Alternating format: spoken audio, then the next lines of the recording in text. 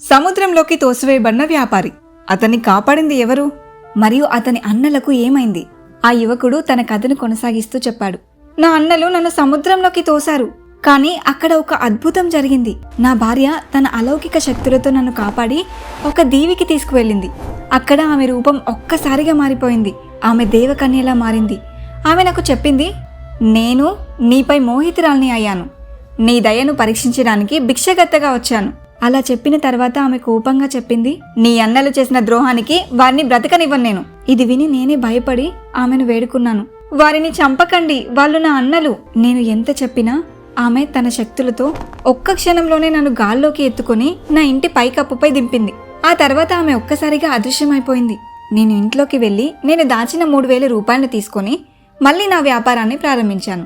ఒకరోజు నేను ఇంటికి వచ్చి చూస్తే నా ఇంట్లో 2 నల్ల కుక్కలున్నాయి. నేను ఆశ్చర్యపోతుండగా ఆ దేవకన్య మళ్ళీ కనిపించి చెప్పింది, ఈ కుక్కలు నీ 2 అన్నలే. ఇది విని నేను షాక్ అయ్యాను. దుఃఖంతో అడిగాను, వాళ్ళు ఇలా ఎలా అయ్యారు? ఆమె చెప్పింది, నా చెల్లెలు నీ ఓడను ముంచి నీ అన్నలను 10 సంవత్సరాల పాటు కుక్కలుగా మార్చింది. కానీ విను, ఆ 10 సంవత్సరాల తర్వాత వాళ్ళు మళ్ళీ మనుషులుగా మారతారు. అలా చెప్పి ఆమె మళ్ళీ అదృశ్యమైపోయింది. ఆ యువ వ్యాపారి చెప్పిన కథ విని వీరేంద్ర ఎంతో బాధపడ్డాడు. వీరేంద్ర ఇలా అన్నాడు, నీ కథ నిజంగా విచిత్రంగా ఉంది, కానీ నేను కూడా ఒక పెద్ద కష్టంలో ఉన్నాను. నా వెంట ఒక రాజకుమారి ఉంది. నా చిన్న తప్పిదం వల్ల ఆమెను ఒక భారీ పక్షి వచ్చి ఎత్తుకుని పోయింది. ఇప్పుడు నేను ఆమె కోసం వెతుకుతున్నాను. ఇది విని ఆ వ్యాపారి అన్నాడు, వీరుడా, ఆందోళన పడొద్దు, నేను నీకు ఖచ్చితంగా సహాయం చేస్తాను. అతను వెంటనే తన దేవకన్య భార్య అని గుర్తు తెచ్చుకున్నాడు. ఒక్క క్షణంలో ఆమె అక్కడ ప్రత్యక్షమవుతుంది. వ్యాపారి ఆమెతో అన్నాడు, ప్రియతమా, ఈ యువరాజు తన రాజకుమారిని వెతుకుతున్నాడు. నువ్వు ఆమె ఎక్కడుందో చెబితే మాకు చాలా సహాయం చేసినట్లు అవుతుంది. ఆ దేవకన్య తన మాయ శక్తులతో వెతికి చెప్పింది, ఆ రాజకుమారి పర్వతాల ఆవల ఉన్న అడవిలో ఒక వృద్ధ మహిళ దగ్గర ఉంది. ఇది విని వీరేంద్ర చాలా ఆనందపడ్డాడు. అతను దేవకన్యకు కృతజ్ఞత తెలిపాడు. ఆ తర్వాత ఆ దేవకన్య తన శక్తులతో ఒక భారీ పక్షిని సృష్టించింది.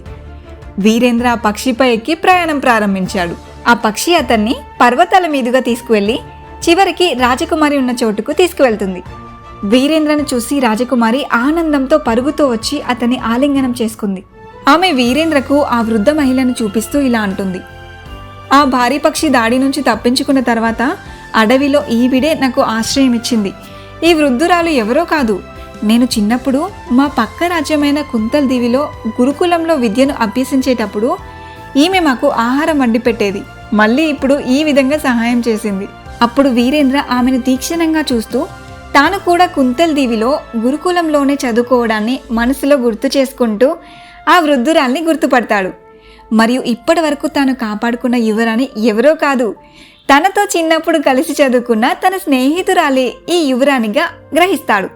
యువరాణి తనకు సహాయం చేసిన ఆ వృద్ధ మహిళకు కృతజ్ఞతలు తెలుపుతుంది. ఆ తర్వాత ఇద్దరు కలిసి తమ రాజ్యానికి తిరిగి వెళ్లారు. కొంతకాలం తర్వాత వారు ఇద్దరు పెళ్లి చేసుకుని సంతోషంగా జీవించారు. ఇది ఒక ప్రేమ, ధైర్యం మరియు విశ్వాసం గెలిచిన కథ. ఇలాంటి మరికొన్ని కథల కోసం మా ఛానల్ను సబ్స్క్రైబ్ చేసుకోండి.